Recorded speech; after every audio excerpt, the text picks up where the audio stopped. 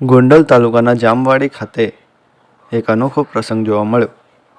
ગામમાં 30 વર્ષથી સરપંચ તરીકે સેવા આપતા અને રાજકોટ જિલ્લા ભાજપ ઉપાધ્યક્ષ તરીકે જવાબદારી તથા ગોંડલ નાગરિક બેંકના એમડી તરીકે જવાબદારી નિભાવતા પ્રફુલભાઈ ટોળિયાના સુપુત્ર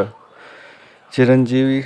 લેરિસના લગ્ન પ્રસંગે ગીર ગૌ સંવર્ધનના રમેશભાઈ રૂપેલિયા દ્વારા ભેટ સોગાદ તરીકે એક ગીર ઓલાદની 6 માસની વાછરડી આપવામાં આવી છે. આ ઝડપથી વિકસતા સમયમાં નોંધનીય બાબત છે અને જો આ રીતે લગ્ન પ્રસંગ વખતે વર્ષો પહેલાંની પ્રણાલીને જીવંત કરવામાં આશયથી વાછરડીઓનું કે ગાય માતાનું દાન કરવામાં આવે તો જે આ દેશ એક સમયે દૂધ ઘીની નદીઓ વહેતી હતી તેવું કહેવામાં આવતું હતું તે દિશામાં ગતિ કરે. પ્રફુલભાઈ ટોળિયા પોતે પણ ગીર ગાયોનું નિયમિત જતન કરે છે અને રમેશભાઈ રૂપેલિયા પણ તેઓ સાથે નજીકની મિત્રતા ધરાવે છે. તે અંતર્ગત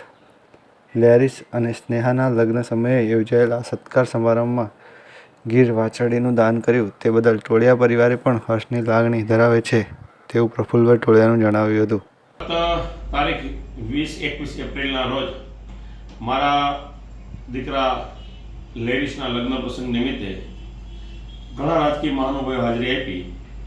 અને રિસેપ્શનમાં ઘણા રાજકીય મહાનુભાવો, સામાજિક સંસ્થાઓ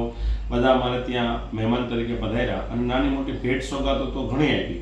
પરંતુ મારા પરમ મિત્ર એવા ભાઈ શ્રી રમેશભાઈ રૂપારેલિયા કે જેઓ ગીર ગૌ કૃષિ સંસ્થાન ચલાવે છે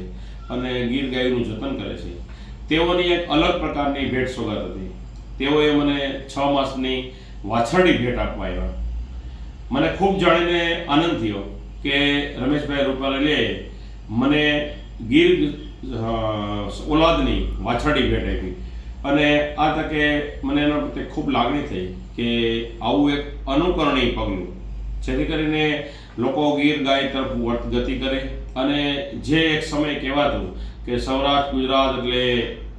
દૂધ ઘીની નદીઓ વહેતું કહેવાય, પરંતુ સમયની માર ખાધા પછી આ બધું જતું રહ્યું, પરંતુ ફરીવાર એ દિશામાં લોકો ગતિ કરે અને આવી રીતે મારી પાસે ઓલરેડી 10 ગાયો હું સાચું જ છું, એમાં એક વધુ વાછરડી આવી એને પણ અમે ગૌ માતા તરીકે એને અમે સાચવશું, જતન કરશું અને બધા લોકો આ તરફ ગતિ કરે એવી અને આ ભેટ સોગાદની હું ખૂબ નોંધ લઉં છું અને રમેશભાઈ રૂપારેલિયાનો પણ હું આ તકે આભાર પણ માનું છું.